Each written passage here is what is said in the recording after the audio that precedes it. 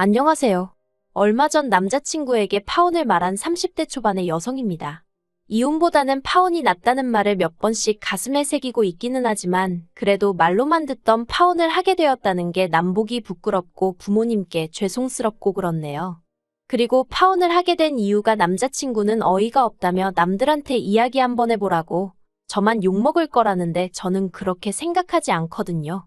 그래서 익명의 힘을 빌려 여러 사람들의 의견을 듣고 정말 제가 오버액션을 한 거라면 파혼과는 별개로 남자친구와 남자친구 부모님께 사과드릴 생각이에요. 하지만 제가 맞는 거라면 어떻게든 정식으로 사과를 받아내고 싶을 뿐입니다.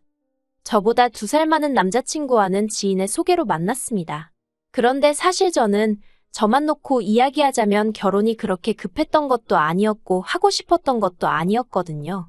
하지만 그럼에도 불구하고 남자친구를 소개받았던 건 바로 부모님의 성화 때문이었어요. 저는 시골 깡촌에서 태어나 대학교 때문에 서울로 올라왔고 저희 부모님은 일평생 농사만 짓던 분들이세요. 그렇다 보니 아무래도 사고방식은 저희 할머니 세대랑 비슷하리만큼 보수적이셨습니다. 비혼이니 딩크니 그런 건 말도 안 되는 소리였고 여자 나이 32은 이미 홍기를 넘어섰다고 생각하실 정도로요. 그래서 제가 누구라도 사귀지 않으면 당신들이 나서서 중매라도 서실 기세였다니까요.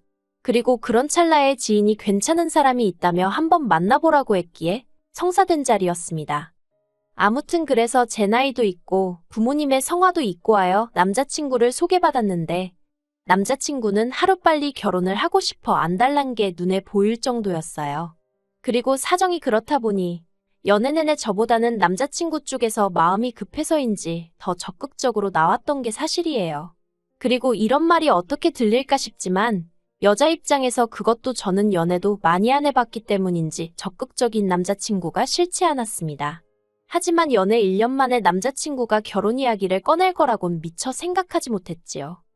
프로포즈를 받고 솔직히 말해서 드라마 속 여주인공들처럼 기쁨의 눈물을 흘릴 만큼 감동을 했다던가 그렇진 않았어요. 다만 사귀는 동안 큰 문제가 없었고 그렇다 보니 굳이 거절을 하고 다른 사람을 만나야겠다는 필요성을 느끼지 못했지요. 그래서 남자친구의 프로포즈를 받아들였고 이후로는 물 흘러가듯 일이 진행되어 순식간에 양가 부모님까지 만나 뵙고 결혼 허락을 받는 상황이 되었네요. 처음 시댁에 갔던 날이었습니다. 그리고 지금에서야 돌이켜 생각해보면 이때 시부모님이 특이하셔도 너무 특이하신 분들이란 걸 눈치챘어야 했어요. 하지만 당시에는 어쨌든 남자친구와 결혼하게 되면 저에게는 시부모님이 되실 분들이란 생각에 그분들께 잘 보여야겠단 마음이 컸거든요.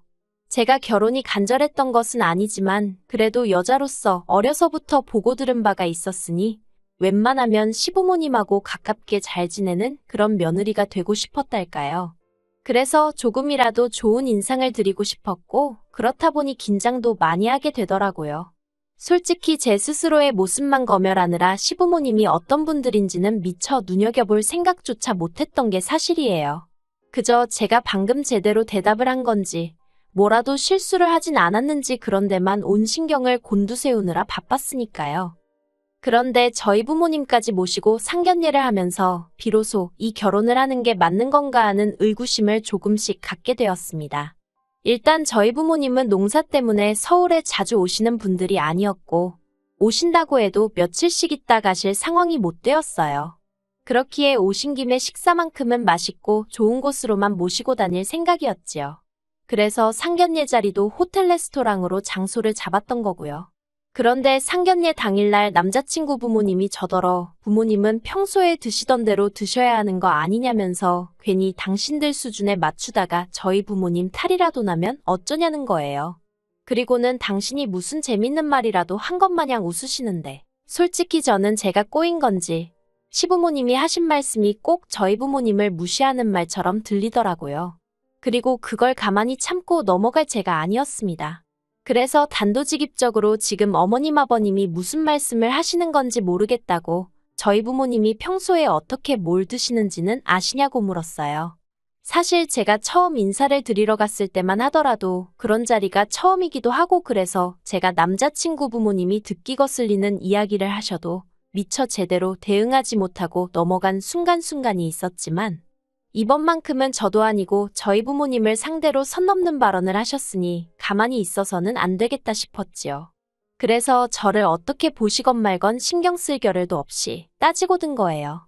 그리고 제 그런 모습을 보더니 남자친구가 테이블 밑에서 참으라는 식으로 저를 쿡 찌르더니 나름대로 분위기를 환기시키겠다는 의도였는지 저희 부모님이 계시는 지역에서 드시는 음식이 훨씬 건강에 좋을 텐데 괜히 서울 음식 드시고 탈나는 거 아니냐는 자기 부모님은 순전히 걱정하는 마음으로 하신 소리라는 말도 안 되는 변명을 하더라고요. 그리고 남자친구의 어설픈 넉살에 저는 더 화가 나서 당장에라도 부모님을 모시고 그 자리를 벗어나고 싶었어요. 그런데 저희 어머니가 저한테 가만히 있으라는 식으로 몇 번이나 눈치를 주셔서 한 번은 참고 넘어갈 수밖에 없었네요. 그리고 어색한 분위기에서 이런저런 대화가 오가다가 저희가 결혼하게 되면 신혼집이라던가 혼수나 예단은 어떻게 할 건지에 대해서 얘기가 나왔습니다. 솔직히 돈 이야기라는 게 껄끄럽기는 해도 결혼할 사이라면 응당 몇 번이고 주고받을 수밖에 없는 이야기잖아요. 그런데 도통 남자친구 쪽에선 먼저 말문을 열지 않았기에 하는 수 없이 저희 아버지가 먼저 말씀을 꺼내셨어요.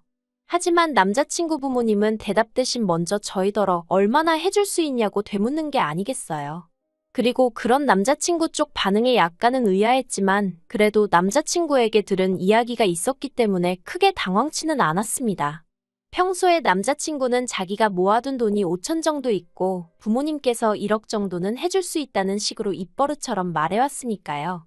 그리고 저는 순진하게도 남자친구의 말을 고지곳대로 믿었기 때문에 저희 부모님에게도 이 정도 해주실 거라고 귀뜸을 해놓은 상황이었으니 저희 부모님도 이미 어느 정도는 생각해놓은 금액이 있으셨어요. 그래서 저희 아버지가 저희는 1억 정도 생각하고 있다고 대답하셨습니다. 그런데 찰나지만 남자친구 아버님이 보이신 표정이 솔직히 되게 기분이 나빴어요. 약간 뭐랄까, 네가 1억을 해줄 수가 있다고? 정말? 하며 못 믿겠다는 식이었거든요. 그리고 제 느낌은 착각이 아니었습니다. 왜냐하면 뒤이어 질문하시기를 아니 농사를 얼마나 크게 지내시길래 1억을 턱하니 말씀하시냐며 그거 농사라는 게 나이 들면 짓기도 어렵고 그러다 늙어서 애들한테 아쉬운 소리 하고 살면 어쩌려고 그러냐. 막말로 남자친구 아버님이 그런 걸 왜 신경 쓰시는 건지 이해도 안 되고 설령 정말 걱정이 되었다고 한들 왜 이 자리에서 그런 소리를 하시나 싶을 만큼 무례한 태도를 보이셨거든요. 그리고 저도 모르게 발끈해선 저희 집 재산은 염려치 않으셔도 되고 지금도 농사를 지으시는 건 아직 건강하신데 아무것도 안 하는 건 성격에 맞질 않으셔서 그냥 하고 계신 거라고 질러버렸어요. 그랬더니 친정아버지가 당황하신 듯 웃으시면서 저더러 어른들 이야기하는데 왜 나서냐고 저를 말리시더니 저희 딸이지만 성격이 이렇게 왈가닥이라고 잘 부탁한다고 하시는 거예요. 사실 저희 부모님은 두 분 다 앞에서 말한 대로 무척이나 보수적이셨고 그렇다 보니 딸 가진 부모가 죄인이다. 약간 그렇게 생각하시는 면도 없잖아 있으셨거든요. 그리고 당신들이 잘해야 남자친구 부모님 그러니까 저희 부모님 입장에선 예비사돈이죠. 예비사돈들이 저를 예쁘게 봐줄 거 아니냐며 상견례가 진행되는 내내 무척이나 저자세로 나가시대요. 휴, 솔직히 자식된 입장에서 그런 부모님의 모습을 보고 있는 건 꽤나 괴롭고 불편한 일이었습니다. 그래서 그렇게 안 하셔도 된다고 몇 번이나 말씀드렸지만 이게 다 나중에 저 편하라고 그런 거라며 당신들은 괜찮다고 하시는데 도대체 자식이 딸인 게 무슨 문제라고 저러시나 싶어서 제 부모님이지만 얼마나 답답하고 속상하던지요. 하지만 정말 저를 더 괴롭게 한 건 이 상황이 당연하다는 듯 받아들이고 있는 남자친구와 남자친구의 부모님이었네요. 그리고 이러한 과정 속에서 저는 솔직히 확실히 뭐 때문이라고 말할 수는 없었지만 일종의 비굴함마저 느끼며 이 결혼을 하는 게 맞나 하는 생각을 하기 시작했어요. 막말로 결혼하자고 한 사람은 남자친구였지 제가 아니었는데 심지어 저는 그렇게 결혼이 간절하지도 않았는데 언젠가부터 오히려 저나 저희 부모님이 남자친구 쪽 비위를 맞추고 있는 그림이 되어 있었으니까요. 그리고 이런 와중에 정말 제 마음을 돌아서게 한 일이 발생했습니다.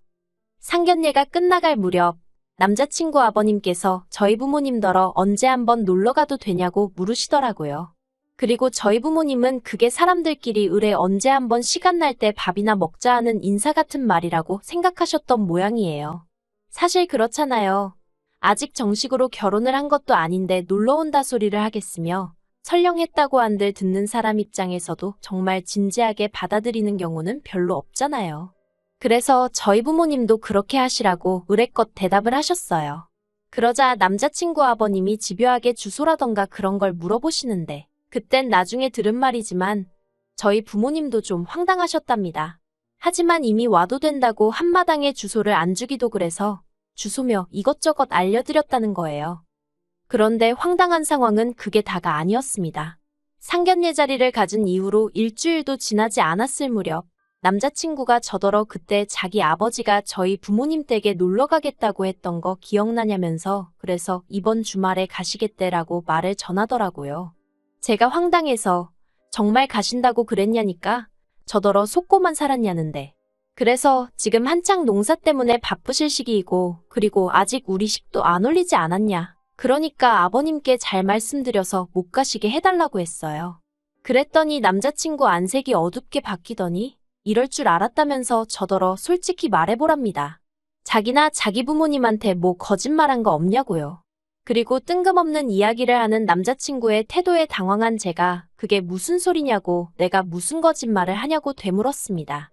그랬더니 남자친구가 하는 말이 정말 부모님이 농사를 그렇게 크게 짓는 게 맞냐면서 자기 부모님도 예전에 농사 지어보셔서 안다고 거짓말도 정도껏 하라나요. 그리고는 덧붙이기를 아버님이 저희 부모님 댁에 놀러 가시겠다고 하신 것도 진심이 아니라 제 반응을 보려고 떠보신 거랍니다. 정말 그렇게 농사를 크게 짓는 집안의 딸인지 확인해봐야 한다면서요. 어이가 없어서 그러니까 지금 나나 우리 부모님이 거짓말했는지 시험해본 거냐고 따졌습니다. 그랬더니 남자친구가 한다는 말이 평소에 제 씀씀이로 보나 뭐로 보나 그렇게 돈 많은 집에 딸 같지가 않았는데 갑자기 1억을 해오겠다는 것도 의아했고 솔직히 남자친구가 얼마나 횡설수설하던지 도대체 무슨 말을 하는 건지 이해를 할 수가 없었습니다. 막말로 찜찜한 구석이 있으면 차라리 까놓고 말을 하는 게 맞지 그렇게 음흉하게 뒷조사하듯 사람을 떠보는 게 맞나 싶었으니까요. 그래서 남자친구더러 그냥 결혼을 하기 싫으면 안 하면 되지. 이게 뭐 하는 짓이냐고 화를 냈어요. 그리고는 우리 집에 가서 땅 구경을 해볼 테면 해보라고 했지요. 그렇게 와이프 될 사람 며느리 될 사람 기어이 깎아내려야 직성이 풀리겠으면 그렇게 하라고요. 그런데 더 황당한 건 이렇게 제가 남자친구와 싸우고 결혼을 한 해 안 하네 소리까지 나온 마당에 남자친구 아버님이 정말로 저희 집에 가셨더라고요. 그리고 남자친구와 제가 다툰 사실을 모르셨던 부모님은 갑자기 말도 없이 나타난 아버님이 황당하셨지만 그래도 손님인 만큼 식사도 대접해드리고 땅도 보여드리고 공장도 궁금하다 하셔서 보여드리고 그러셨다는 거예요. 저는 이 사실을 알고는 정말 분한 마음을 감출 수가 없었습니다. 그래서 남자친구한테 전화를 걸어 이게 무슨 개 같은 경우냐고 악을 썼어요. 내가 결혼 안 한다고 하지 않았냐고 그러면 알아들어 먹어야지. 왜 네 부모한테 말을 안 해서 이런 상황이 생기게 하느냐고요. 그러자 남자친구가 하는 말이 자기는 한 번도 저랑 헤어질 생각을 해본 적이 없답니다. 그리고는 저더러 너무 화만 내지 말라면서 그래도 자기 아버지가 다 둘러보시고는 의심해서 미안하다며 이제 제가 며느리감으로 정말 마음에 든다고 하시더라나요. 어이가 없어서 나를 마음에 들어 하시던지 말던지 내 알바냐고. 나는 관심 없다 했어요. 네 마누라 자리도 네 부모 며느리 자리도 10억을 줘도 안 한다고요.